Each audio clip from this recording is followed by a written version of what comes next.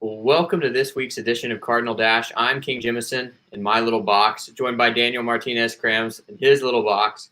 And Daniel, we may not have liked the result from this past Saturday, but at least we finally have some football to talk about on this week's show. So let's get right into it, Daniel. Stanford lost 35-14 at number 12 Oregon on Saturday. We both predicted better, but we both didn't know that Davis Mills and Connor Weddington would miss the game due to COVID protocols. We always said that this game was going to come down to Davis Mills. Well, it did, but expected. The Cardinals still trailed just 14-7.5, averaged 7.2 yards per play to Oregon's 7.5. If not for some red zone woes, especially 4 missed field goals, maybe this game goes differently. But Daniel, in a 21-point opening week loss, what did you learn from the Oregon game? So when answering this question, I wanted to go back to the questions I posed both to you last week and in my column for Sports Pac-12. And the first question, as you alluded to, was going to be about how Davis Mills looked in that starter role. We have no idea what that's going to be this year. But we did pick up a lot of information about quarterbacks, and we'll definitely get into that later. But the bigger thing was about the defense, that we were wondering if they were going to be up for the challenge. And overall, it looked like not really. The thing I want to point to, and I'm sure you saw as well, was the 9 for 11 that Oregon was on third down. That's abysmal. They had 8 straight third down conversions at one point. Stanford cannot keep up with that in any game against any team, much less than Oregon. So that was what was most worrying for me, that the defense really looked like it did not have that much improvement from last year, especially when we talk about mobile quarterbacks as well. That was a problem when we look at especially that game against UCLA where DTR totally tore them up. The game against Cal with Chase Garbers, those are two that I just off the top of my head that really stuck out to me. And again, we see Tyler Shugg absolutely running wild on the Cardinals. So those two really stood out to me for all the wrong reasons. For some positives, I think the run game was great. I think we learned that the run game that the coaches were hyping up was the real deal. The offensive linemen that were expected to make a lot of progress from year 1 to year 2 did exactly that. Looked much better in all facets of the run game. Austin Jones is a dude. Nathaniel Pete is a dude. And the offensive line was getting a ton of push. Wish they had gone to the run game more, honestly. And then that, for me, was looking at, is Stanford able to recover its brand? And we saw finally Stanford get a commitment from a 4-star recruit. That happened last week before the game. But we weren't unable to talk about it. So just Aaron Arbitage, 4-star DE, he committed. And then that's a little bit of the recovery of the brand that we were talking about. Yeah, I'm not going to be able to add much to this question because you hit it right there. The 2 key points are offensive line as a pro, defense in general as a con. I mean, Oregon was not electric offensively. 35 points is not exactly, the kind of score we're coming to expect in the SEC or an old Big 12 score, but they were incredibly efficient. They scored touchdowns on 4 of their last 5 drives. You just can't allow that to happen. And like you said, 9 of 11 on third down is the biggest reason why. And why were they able to be so efficient on third down? First of all, they were in third and short because they ran the ball extremely well. 269 yards rushing on 6.7 yards per carry. I mean, frankly, last year, the rushing defense was not the big issue for the Cardinal. It may be this year. We don't know what we're going to get from that front 7. And frankly, Oregon's offensive line may be the best that Stanford faces all season. And so, I think we're going to learn a lot more about the defense this week because as good as Colorado was in week 1, we don't expect them to have the same level of talent as Oregon. But it was very concerning that you could not get stops, that Oregon, after a sluggish start where you get a little momentum, get a couple turnovers, shout out to Levani Damuni, fantastic performance by him. But you can't take advantage of that early. And, of course, we like to talk about offense because that's the fun and flashy stuff. And I do think it's worth talking about how the offense did not help out the defense in the first half. While the defense was playing well in that first half, the offense missed multiple field goals. And Jet Toner, I'm praying for that guy this week. I think he just needs to get his mind right. We know he has the ability to be a very solid kicker, but it was a nightmarish night. And probably worse, Stanford was not good on third down itself and could not convert in the red zone. So that's the negatives, is that I don't think Stanford's defense is going to carry it to anything significant this season. It is going to have to be a case where Stanford outscores people. But the good news is I think they are capable of outscoring people when at full strength.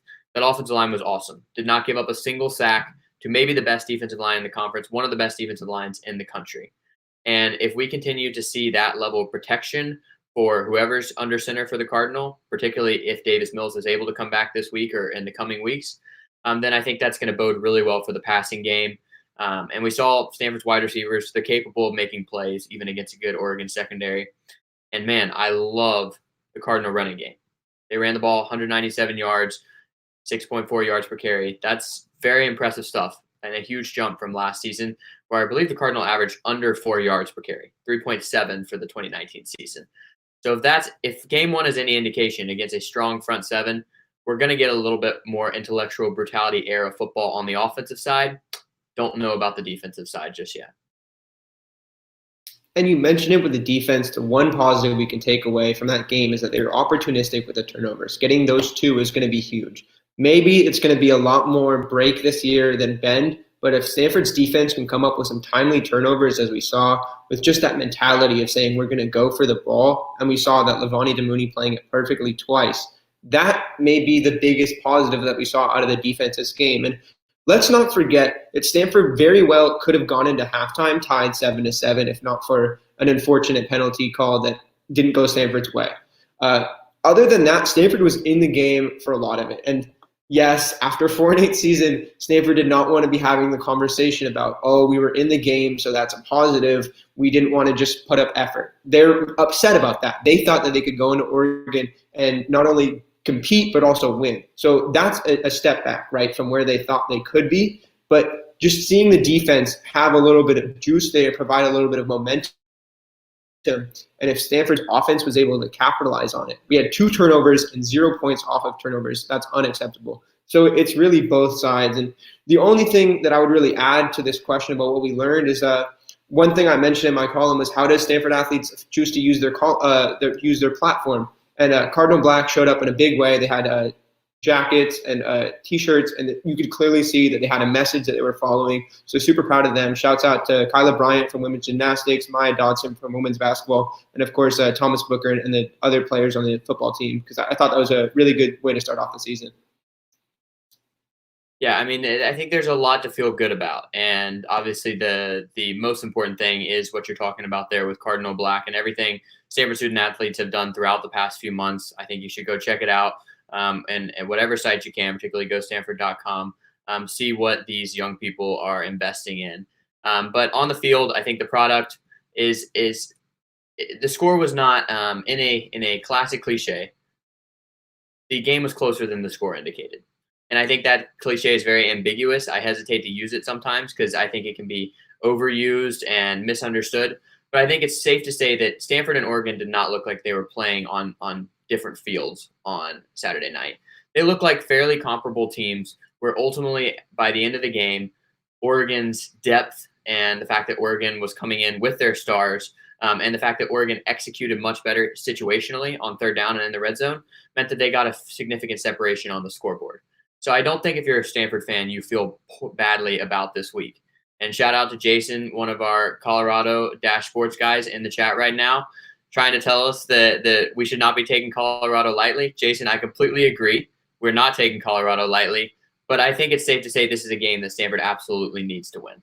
Because even if Colorado is as good as they showed against UCLA, this is still one of the easier games on Stanford's schedule, considering it's at home, considering Colorado is probably not going to be contending for a Pac-12 title. And so this is a game you have to get to snap a 5-game losing streak. It's the longest losing streak Stanford has endured since 2006, a 1-11 season. And, they haven't won a game since October 26, 2019. Stanford fans have gone a calendar year without a win. And listen, there hasn't been much else to feel good about too, so that really hurts. And Daniel, a lot of it, we've talked about the lessons learned from week one. Of course, those lessons are all tempered with the fact that Davis Mills was not on the field, and it was really who you're building your offense around this season. So in light of his absence, and we're not sure about his absence or availability for the coming week, David Shaw's comments were, as usual, very ambiguous about his star quarterback and about all the other players in that injured or COVID-19 category. Let's say decent chance he plays, but a decent chance he does not as well. And so if it is between Jack West and Tanner McKee, both of whom showed signs of promise on Saturday, who should Stanford start? Who should Stanford play at quarterback to get that crucial win over Colorado? I was mulling this question over in my head for quite some time, and eventually my answer that I settled on was whatever King doesn't say, because I don't think there is a right answer. There's nothing. You could argue for both sides of which of these backup quarterbacks. So just to play a little, the biggest for Tanner McKee is that he's got a rocket for an arm. You saw that when he came in and just chucked the ball to Sami Fehoko. And then also, if this is eventually a lost season, because Davis Mills has to miss time, or if Stanford just thinks we're not going to compete, then you go to Tanner McKee because he has all of the upside as someone who's going to be there for a longer. Where you say, you know what, let's just give our freshman all the time in the world, let him see the field, and then eventually he'll see it step into that role. But honestly, I don't know if there's a right answer to this question right now. I think we're a long way off from this becoming a lost season for the Cardinals. So let's hope that's never the question. But usually I'm in favor of playing the most talented option you have available, because that's the way college football is these days. That's why quarterbacks transfer when they're benched in one practice, because if you fall behind in the depth chart and aren't able to climb back up, it doesn't matter if you're getting replaced by a true freshman. That true freshman is there to stay.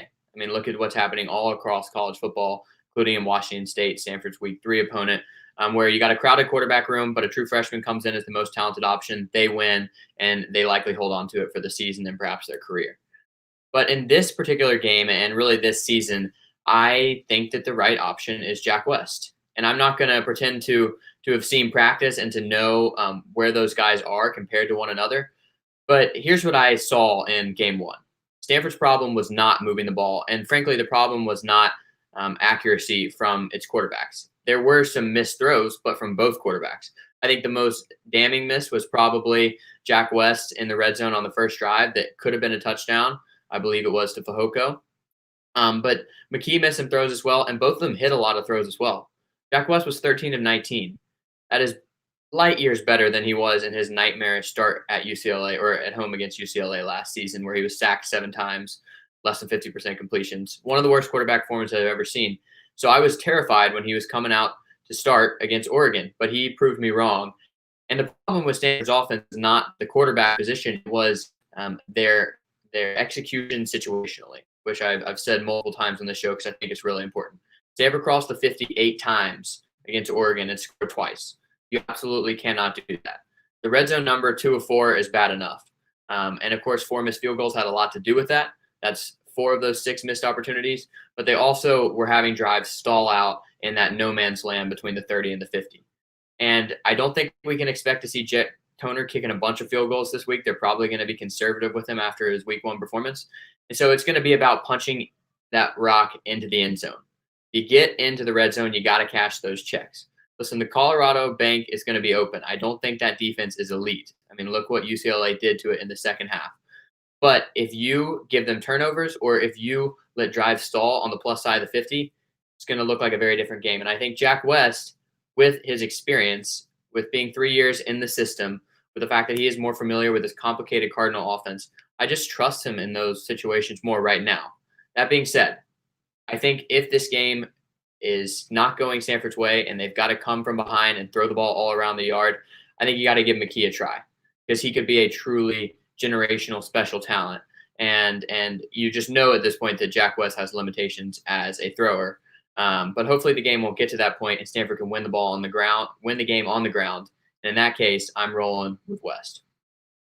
I totally agree. And I think you're a little bit fast there going to McKee as a generational talent, but he has the potential, and I really do hope for both all of us and him that he's able to reach that level. But yeah, I agree with Jack West as a game manager, especially with how good that offensive line looked and how good the running game looked against a good Oregon front seven. I think that is where you go in this game. You have someone who's confident. That makes a lot of sense to me, and I really do see that. Again, he was so much better than against that UCLA game. That one was awful. Completely agree. But even if Tanner McKee, I do want to see him, and I hope that he's able to play some snaps as well because he's fun to watch and gives them another dimension that Jack West does not. But yeah, it's hard to say right now because both missed throws in the red zone. Overall, David Shaw was happy with both of their performances. Only thing that he was really pointing to were all those missed throws on fades, and he attributed a lot of it he attributed a lot of it just because they didn't have the time and practice to get those reps. So both of those quarterbacks, I'm sure, are getting first team reps in practice this week, and I expect a lot of those misses to go away.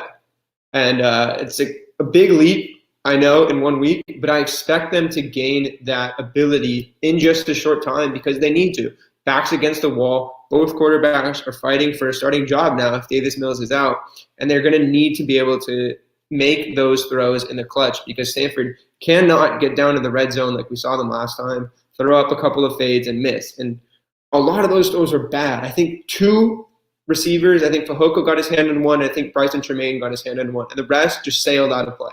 That cannot happen again. That's where I'm saying I don't know which quarterback because both quarterbacks miss those. It's just whichever quarterback is able to progress more in these practices. And then maybe that's why you go to McKee because he's been gone for so long. He got to this point with just no first team reps, it sounded like, basically. And he was able to get to all that point. And then so you say he has one more week, maybe he gets that much better. So hard to answer the question right now. Maybe McKee's got an edge because he's the higher ceiling guy. What do we always hear about Stanford's offense? That it's extremely complicated, particularly for quarterbacks. Like KJ Costello was talking about how much easier it was to go into the Mike Leach offense, where it's basically just see a read and throw. But at Stanford, there's a lot you have to do at the line of scrimmage. They put an NFL-type scheme onto these young quarterbacks, and that's why true freshmen basically never start at Stanford, at quarterback at least.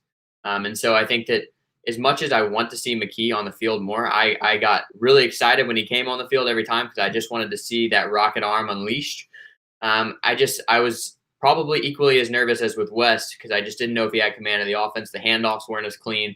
I think it's notable the 2 touchdown drives were orchestrated by Jack West. Like I said, situational awareness, situational experience. I think that kind of execution comes from lots of reps, whether they're the practice reps or the Zoom reps that we've been hyping up for a while now.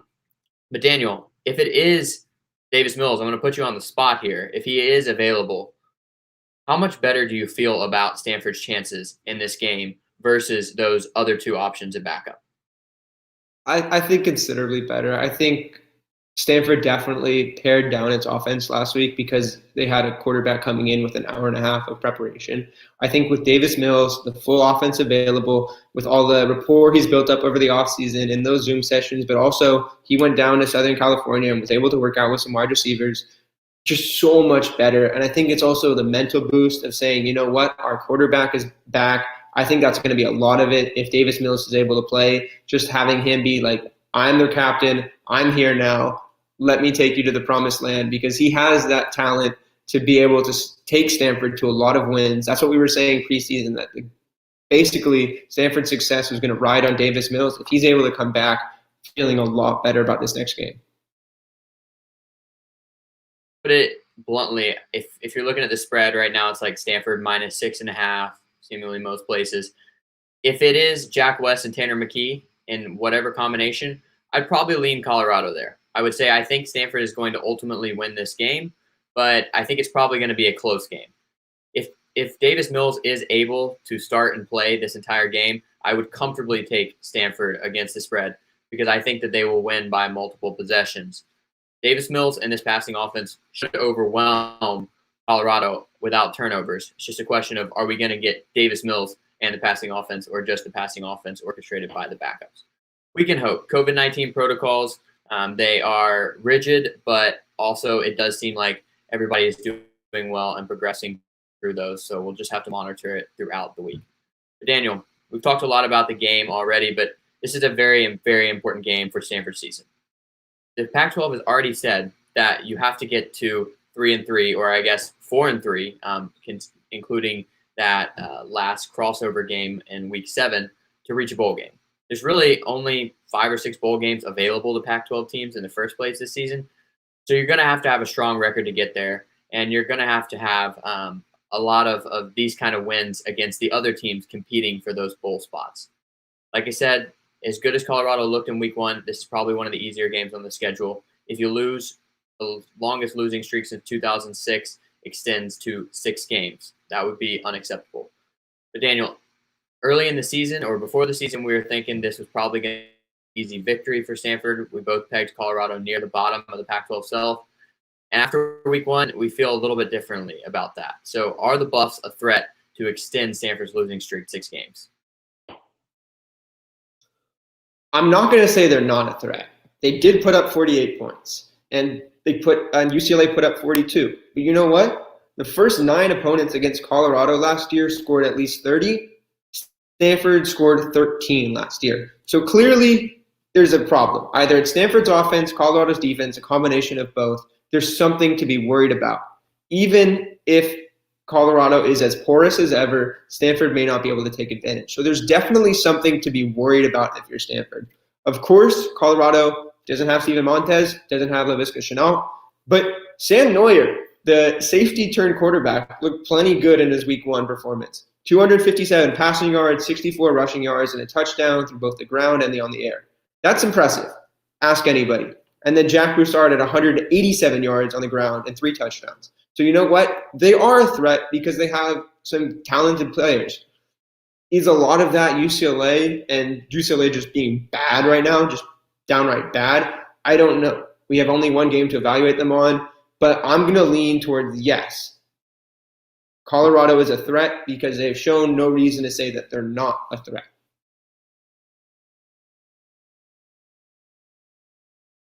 The team that Stanford has a 2-game program losing streak to. And they lost to them with Christian McCaffrey on the roster back in 2016. Christian McCaffrey, Solomon Thomas, and what was a very good Stanford team. Lost to him last year in what was a very disappointing season for Stanford and Colorado as well. But that was an ugly, ugly game where Stanford performed as poorly offensively as any of Colorado's opponents.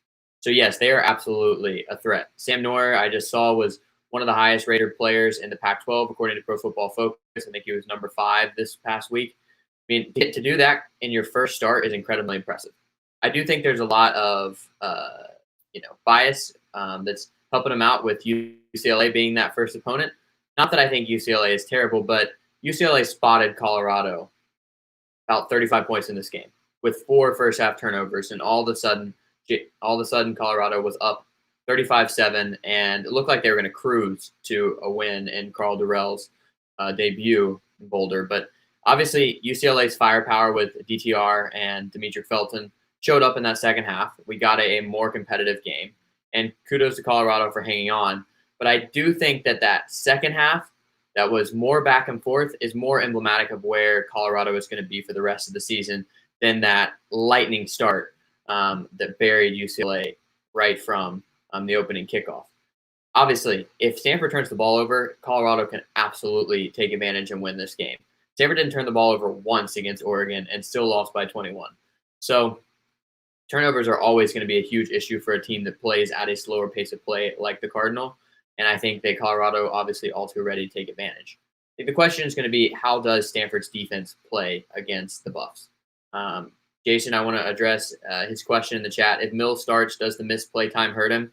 I don't think so, frankly, because he only missed the game. I mean, he was available until the day of the game. It's not like he hadn't even been practicing up until that week. I would have felt better about Stanford's other quarterbacks if that had been the case. But instead, it comes out the day of that he is going to be unavailable. And so we are going to we're going to see if maybe missing this week of practice makes him a little bit rusty. I would still expect to see a pretty sharp Davis Mills after all the prep he's put in for weeks if he is able to play. And even if he's not able to play, not really worried about the offense. UCLA averaged 7 yards per carry on Colorado last Saturday. I think Stanford might not be able to match that number, but if they commit to the ground game, they should get over 200 yards rushing. They should be able to move the ball on the ground. Question is, how much is Colorado going to score? How many stops can Stanford's defense actually get? And Colorado got a fantastic rushing performance from Jarek Broussard. He had 187 yards on 31 carries. That scares me after what we saw from the Oregon rushing attack in game 1. So, Daniel, how can Stanford those holes with their rush defense to avoid a similar just absolute Buffalo stampede in game 2? Stanford's going to try a lot of things. I don't think they have a clear answer for what they do to improve on the defensive line right now. There's no clear player that was missing that they can say, oh, we're getting a player back. Maybe that's Gabe Reed. They're hoping it's Gabe Reed who missed game 1. They're able to say, he's back, we're all going to be fine. But at the end of the day, Thomas Booker, Tomas Schaffer didn't do enough. And I don't think there's any reason to say that, you know what, Stanford's D-line, Stanford's front seven is all of a sudden going to be able to stop the run. The point you made earlier, though, about turnovers, I don't know how much of that was Colorado versus how much of that was UCLA just being sloppy in that first half with Chip Kelly and all the issues that are happening there. But I do know that all of the Colorado writers I was researching on, they're excited about this team. So that's what gives me pause, is that they've seen this team for only 1 week, but they're excited about it. And last 2 times these teams played, it was a 1-possession game. The last time they played, it came down to a field goal. The fact that it came down to a field goal is really worrying to me right now. So given all of that, I can say, yes, it's going to be a challenging week, and for all of the points that you've said already as well. Their writers have a reason to feel good because the questions they had coming into the season were largely answered affirmatively in the first game. The question was, who's going to start a quarterback? How are they going to play? And obviously, Sam Neuer goes out there and has a fantastic performance. Who are your offensive playmakers without Laviska Shenault? And Katie Nixon missed this week as well. Tony Brown gone from last season. Derek Broussard gave you plenty on the ground there. And how's your defense going to play after a really bad season in 2019? Well, the defense really did its job. I mean, it's a Pac-12 game. It's a game against Chip Kelly. There's going to be points scored, but they were able to be opportunistic. And frankly, that's all you're looking for from a developing defense is make a few plays that help the offense, and they absolutely did that. But Daniel, if we've learned anything from so far in this college football season, it's that you cannot overreact to week 1 or any week throughout the season because things are changing so much every week. Think about how everybody crowned Mississippi State after their win over LSU. Think about how everybody crowned Michigan in the Big Ten after blowing out Minnesota on national TV. Well, then they come back and lose 2 straight games to Michigan State and Indiana. It's hard to say anything about any team. First of all, we have limited availability in practice and in the media, so we have less eyes on these teams before the season. And we also just don't know who's going to play any given week. We don't know what the situation of team psyche has been throughout the week of practice. Have they had people missing because of contact tracing? And I just think that every week in college football is different, but this season I think that's especially true. And so I'm going to avoid overreacting in this game and say that I came into the season thinking Colorado was near the bottom of the Pac-12. Do I think now they can fight for the middle of the Pac-12? Absolutely. But this is still not a conference contender. And I came into the season thinking Stanford was in the middle of the Pac-12 with the potential to trend upwards. I don't think anything has changed after week 1, particularly if we see Mills retake the field soon. So this is a game that Stanford should win. It's a game that Stanford needs to win. And Daniel, if you can give one key to that happening, if you can distill it down to one key point in this game, what would it be for Stanford to get that first one of 2020? The key to this game is going to be red zone execution. And I think it's just going to be leaning on that run game a little bit harder. David Shaw wants to be versatile down there, but it's just going to be Austin Jones is breaking through holes. Nathaniel Pete is a hard runner. Justice Woods, all of them are running behind a great offensive line. It's going to be about getting those points in the red zone. I think if there is a play calling strategy this week, it's pound the rock and let Austin Jones and Nathaniel Pete eat because they were fantastic in game 1. But Daniel, that is all for us this week on Cardinal Dash. The first home game of the year, is just 4 days away. So that means the first game broadcasted on KZSU 90.1 FM is just 4 days away. Catch my guy Daniel in the booth on Saturday. Find that at kzsu.stanford.edu. If you are not able to watch it or if you want to hear some more this week. Oh, and you can actually hear it another time as well because he will be hopping on a crossover show with Colorado Dash later this week, and so catch that on Friday. And everybody, the Pac-12 is back, which means you need the full Dash Sports experience more now than ever. So go to our website at dashsports.tv. Follow us on Twitter, Instagram, Facebook, TikTok, and most importantly, YouTube to get all those videos first. Hit that subscribe button and find columns from each school along with tons of other great coverage of the Pac-12 at sportspac12.com. Follow at sportspac12 on Twitter as well. For Daniel Martinez-Krams, I'm King Jimison. Thanks for listening. Go Card.